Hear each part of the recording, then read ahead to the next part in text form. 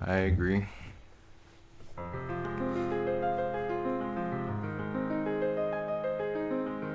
Act 1.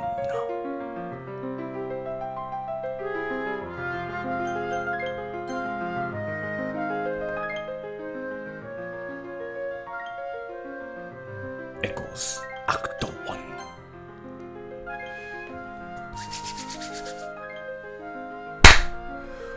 What it is, what it do. You already know who it is. It's your boy, J Killin, back with another DDLC mod.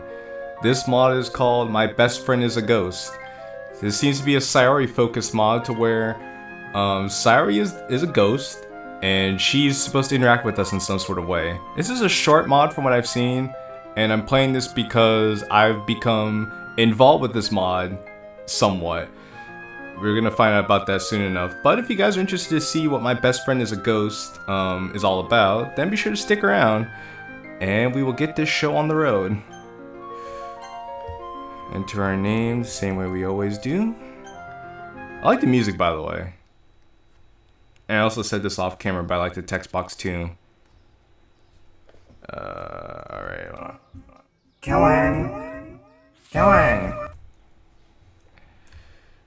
Kellen, it's time to wake up.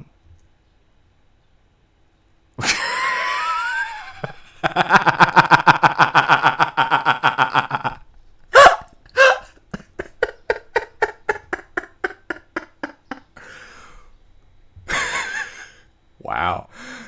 I was not expecting to see this. I opened my eyes to see two ocean blue eyes staring down at me.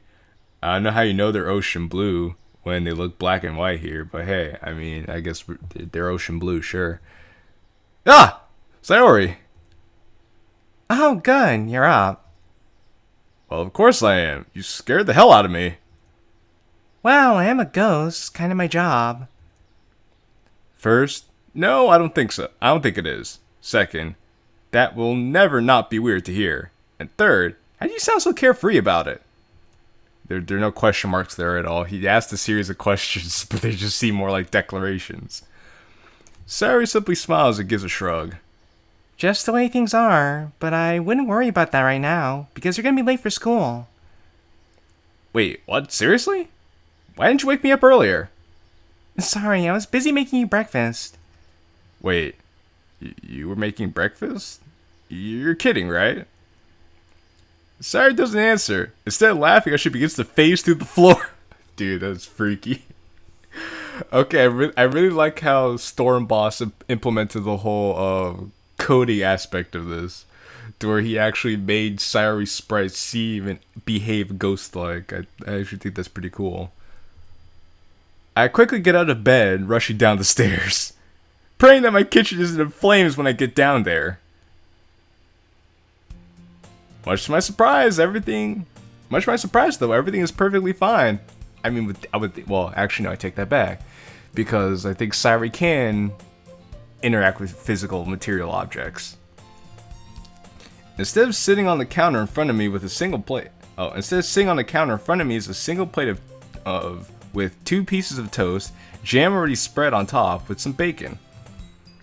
Well, would you look at that? So you like it then? Yeah!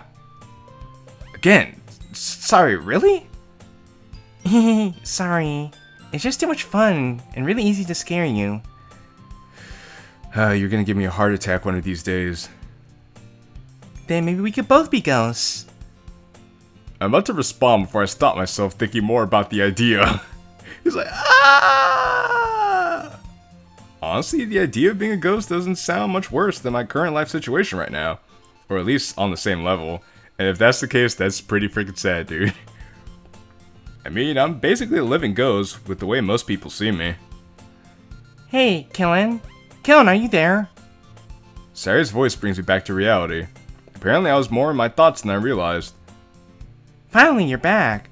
Hurry and try the food before it gets cold. Oh, yeah. Sorry.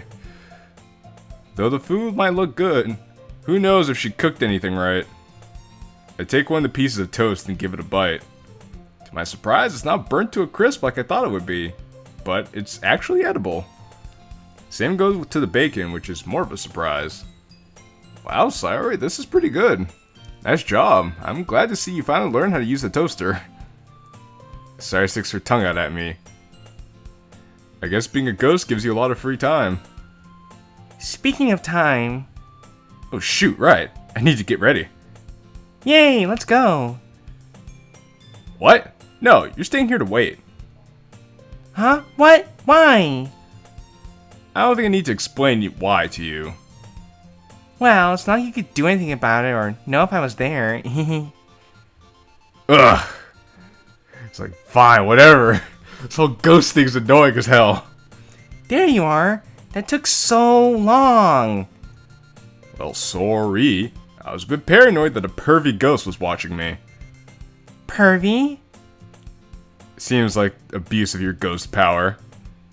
Jeez, okay. You wanna keep criticizing me? Or get to school now, meanie? Alright. Well, let's go.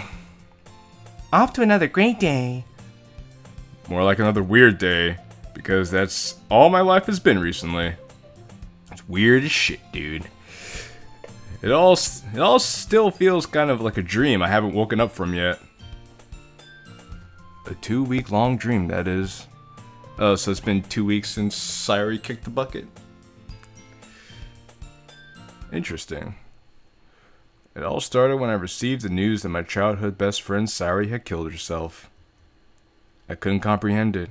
The Sayori I had grown up with would never. It didn't seem possible. It didn't seem real. Therefore, I didn't believe it.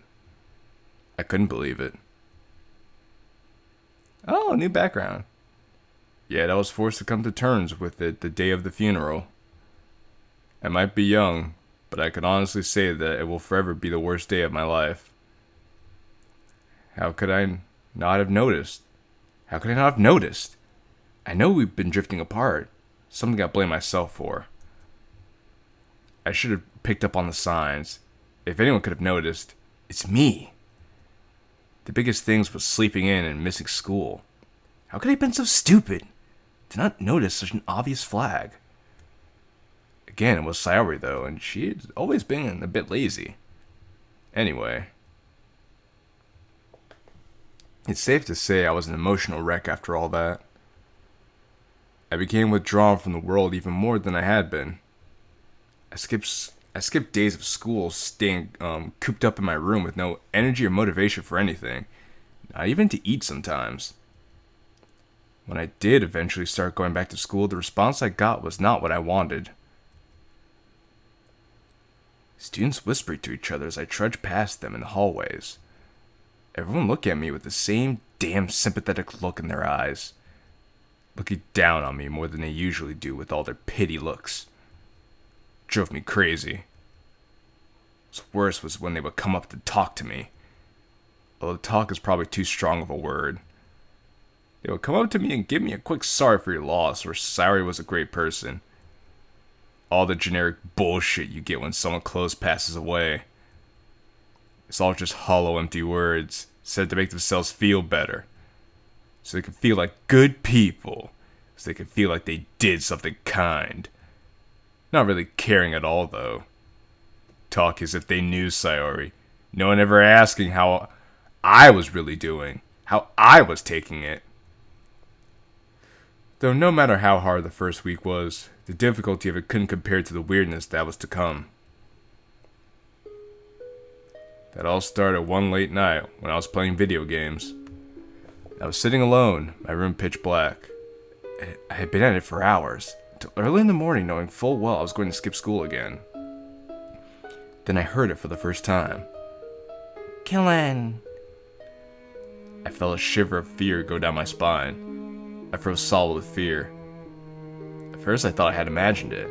It was super late at night and I was sleep deprived. I was worried, but it was nothing to worry about, I told myself. However, I kept hearing it. Killin. Killin. Even when I tried to go to sleep, I still heard it. No way I could sleep after that. It got to the point where I started going to school and out for walks trying to escape it. Also, I like this very creepy rendition of I think the club theme. Whatever the music that usually is that plays at the club, I like this rendition of it. Thinking that it was only in my house, that I was going stir crazy. It followed me everywhere though. No matter where I went, it followed. That cursed voice calling out to me. Things only continued to get weirder and creepier though. Doors would be closing and open by themselves. Things would be in different places from where I left them. The feeling of a hand on my shoulder. And I swear in the corner of my eye I would see things floating. It wasn't even the craziest thing. Sometimes when I would come home, I would find meals cooked for me. I knew it wasn't my parents. They were divorced after my dad found my mom had been cheating on him for a while. Damn. Damn, that's sad, bro. So she left my dad and I behind to have a new life. She calls me from time to time. For why, I don't know, and more importantly, I don't care. Thanks to everything that happened, it meant that my father had to work twice as many hours. All that work paid off though, as he was given a promotion. Sadly though, that means he would somehow be home even less. Having to travel to different countries for meetings and whatever. So as much as I would have liked it to be my dad, I knew it wasn't. I began to think that this was just some kind of sick joke someone was playing on me. What else could it be at this point? Nothing made sense. Did the death of my best friend really break me that much? Had I finally gone insane? My life of solitude causing me to crack?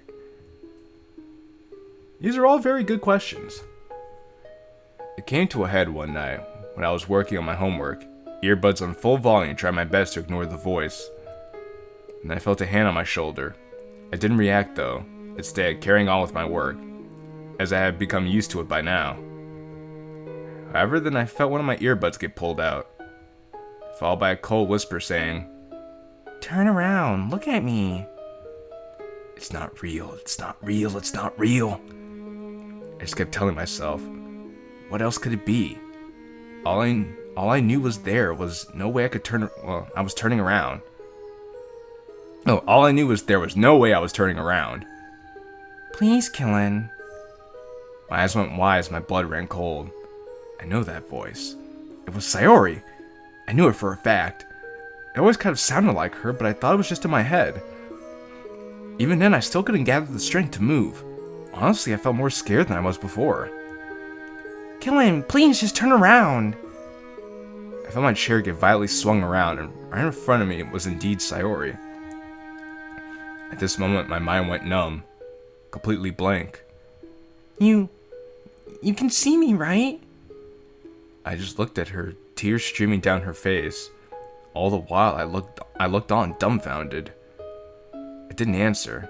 Instead, I just nodded.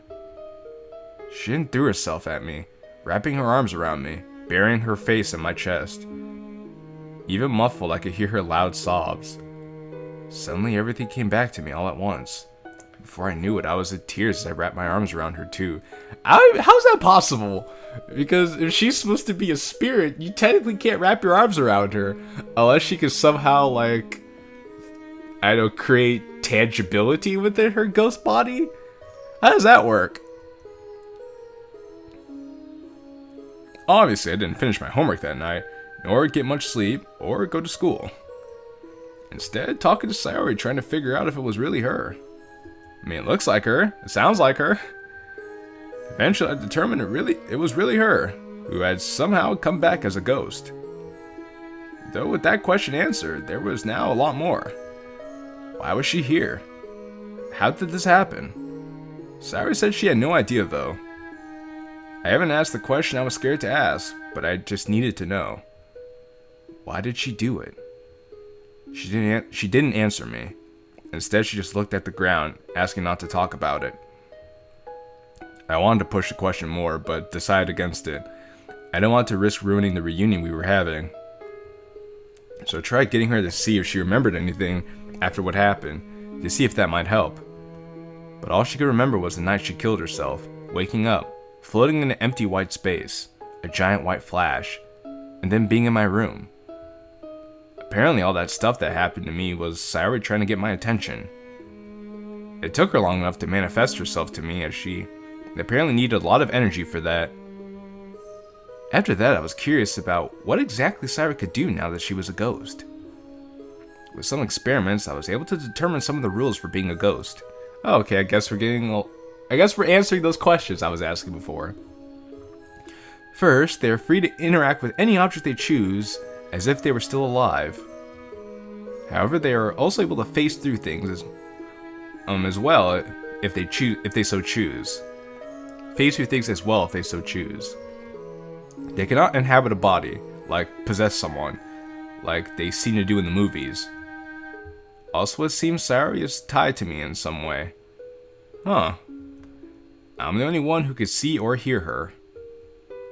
She cannot be more than 8 feet away from me. If so, she begins to fade. Whether this means she'll lose her form and have to gather the energy to manifest herself again or disappear entirely, I don't know. Honestly, I'd rather not find out. Killin, watch out! I feel Sayori grab onto my shoulder and pull me to the side. I stumble a bit before catching myself, saving me the embarrassment of falling on my face. Sayori, what the hell was that? I just saved you. What are you... Oh. I look behind me to see a lamppost. If she hadn't pulled me out of there, I would have walked right into it. I see.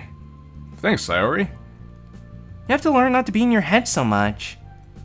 But I like it in there. It's way better than being out here. You shouldn't think of it like that. I don't respond, instead letting out a rather loud yawn.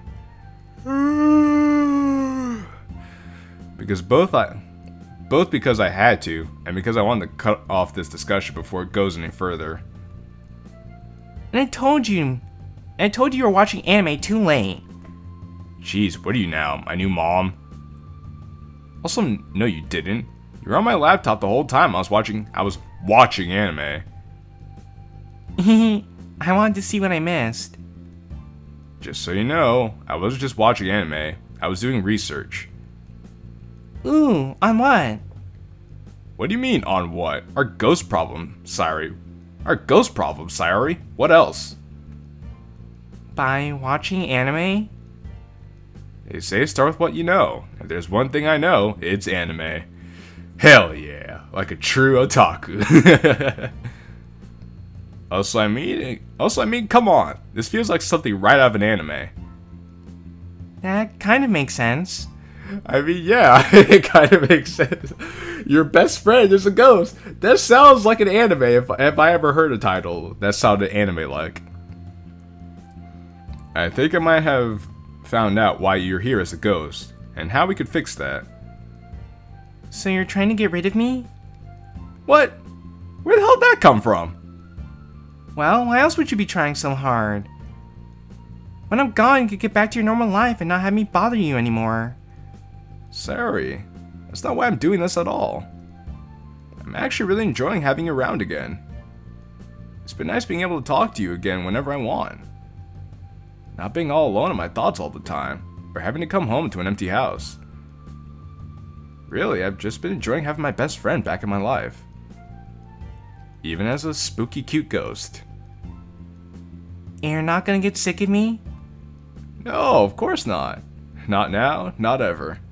I mean, shoot, he finally got you back after 2 weeks. He thought he lost you forever. I mean, honestly, this doesn't seem too bad. Like, he doesn't have to worry about, like, maintaining your health because you're a ghost. You can kind of maintain yourself. So he gets the best of both worlds. He gets to have a companion while not having to worry about taking care of her. And you look out for him. Why would he want to get rid of you? Especially if he doesn't like anybody else aside from you. Honestly, I'm gonna be pretty sad when you're gone. Really sad, actually. It would be selfish of me, though, to keep you here to myself.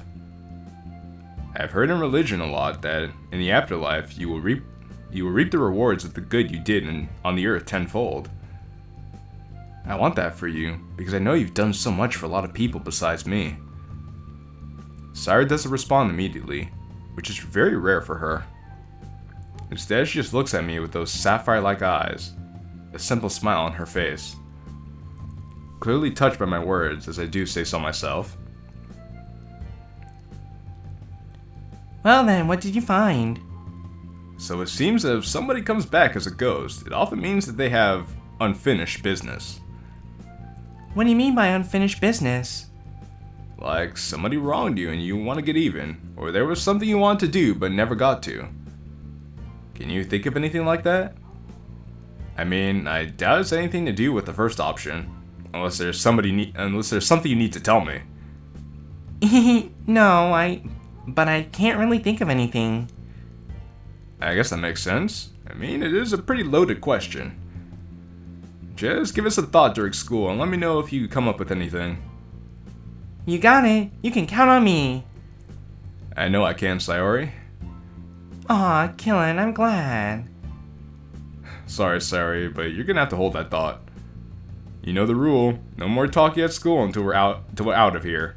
That's gonna be hard for Sayori. She has to stay quiet the whole day. Come on. Wait, Killin! Get back here! Killin! I simply look back at Sayori, pointing at my ears, and give her a shrug with a small smile on my face. Meanie! I sit in my seat, taking in the noise and ruckus being caused by my fellow classmates. As I sit alone at my desk, just waiting for class to start so I could get this day over with. You know, you might not want to talk to me at school, but that doesn't mean you can't talk to other people. I simply shake my head. I had told Sayori she could talk to me during school for several reasons. First, I don't need her distracting me during class with her non-stop chatter, which she continues to do anyway. Second, I will look crazy, seemingly talking to myself. Hey, man, listen. You know, you can talk to people. I mean, people don't talk to you anyway, right? So, I mean, if people don't really pay attention to you, does it really matter if you talk to yourself? People are thinking of me as some kind of weirdo, and I want to give them another reason to think so. I just don't understand why you won't talk to someone. Why are you so nervous? What's the worst that could happen? I simply roll my eyes at her. Honestly, I could think of a lot that could happen, and none of them are good. Suddenly, I feel something hit my foot. I look down to see a simple rubber eraser. I reach down and grab it. As I look back in front of me, I see a rather small pink-haired girl. Oh, Noski's entered the chat. Can I have that? I don't answer her. Instead, I drop the eraser in her open hand. Thanks. She more mumbles that last part, so I barely hear her, so that she turns around and back to her desk. Oh my gosh, she's so cute. Why'd you just let her walk away? You should have said something. I answer with a simple shrug. He's like, I don't know. I mean, she was doing her thing. I'm doing my thing. Honestly, I don't know what she wanted me to do. She asked for her eraser back and I gave it to her. Don't really know what else I could have said or done. Oh, this is a teacher. I don't know if this is a male or a female, but I want to do the Alucard voice. Alright, class, let's settle down. Everyone to their seats so we can begin. Finally, we can get this day done with.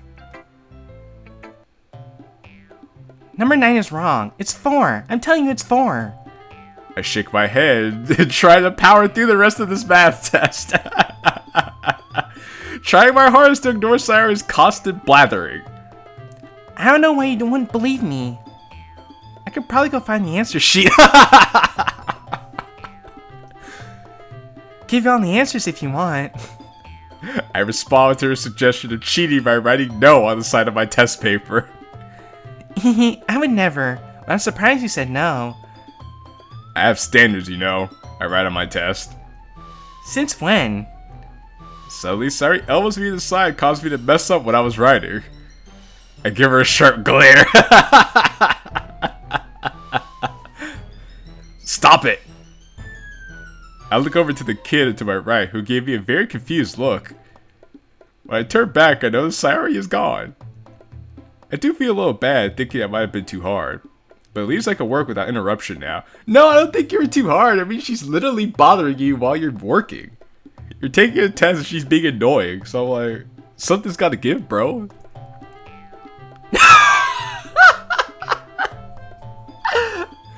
She's upside down. You're really far behind, you know. I slam my head and fist against the table in defeat. Ugh. I see that same kid from before giving me an even more confused look. Please stop. I write on my paper. I'm just letting you know. I may be farther along if I wasn't bothered by a chatty ghost. Number 15 is wrong. Completely forgetting I'm in the classroom, nonetheless taking a test, I yell, Sayori, please! Shh! Like, asshole! Sorry. I feel my face turn red and burn. Oh my god. This scene is legitimately funny. I don't know who wrote this. Well, I think there's probably one author who wrote this, so props to you who wrote this scene. This is very funny. I can't help but put my face in my hands. Why me? The school bell rings. Dring, dring, dring, dring. Finally, time to get out of here. We gotta get out of this place if it's the last thing we ever do. I pack my things as fast as I can. Ready to get out of here so I can beat the crowd of students that will soon fill the halls. He called him MC? What? He called him MC?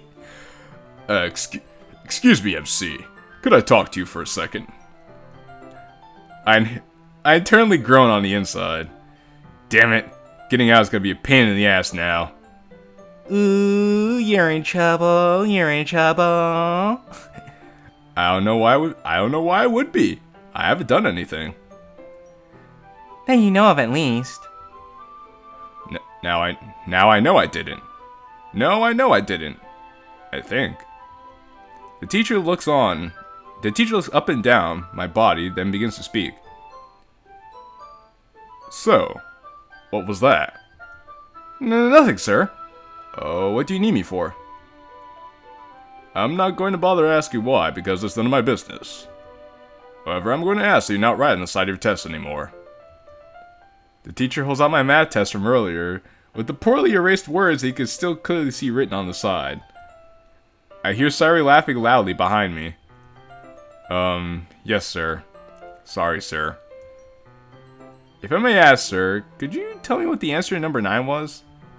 I don't see why not, since you already turned it in. It's 36. What? What? I can't help but grin a little to myself. Did you get that wrong? Did you get that wrong? No, sir, I didn't. Thank you very much. As I turn to exit the room, I stick my tongue out at Sayori. Told you so. As I exit the room, I look down the hall. Ugh, great, it's packed. Okay, so in this version of things, we're not in the literature club. That's right, yeah, because... Wait, so that means Sayori... Yeah, so... the MC and Sayori were never in the literature club because both of them didn't recognize Natsuki at all. So that means we're gonna meet Natsuki, Yuri, and Monica, I suppose, at different points in the story. But wow! A different timeline where it was just MC and Sayori? And they knew nobody else? I begin making my way through the hordes of students loitering around talking in their groups. Dipping and ducking, I try my best to avoid any kind of collision. Oh, collision. It's all going well until I come across two rather big guys in the middle of the hallway. Looks like a tight fit. Ugh, they're really gonna make these hallways bigger, Great time being a ghost, eh? I roll my eyes. I take a deep breath before going in as if I'm going underwater. Deciding that cutting through in the middle of them would be the best plan. Which I'm finally able to squeeze between the two giants who seemingly don't notice me. I begin to stumble. I try to regain my footing, but suddenly... Wham! I sadly end up running into someone. As I begin to regain my senses, I recognize that I'm on top of something rather soft and squishy. Oh my god! It's right out of an anime. So I'm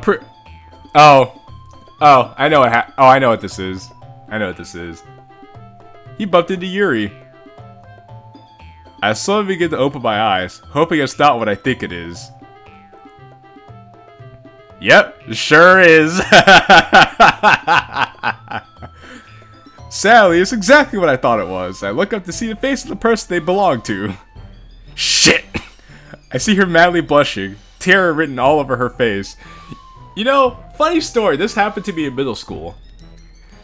I remember I was sitting in class talking to my friend.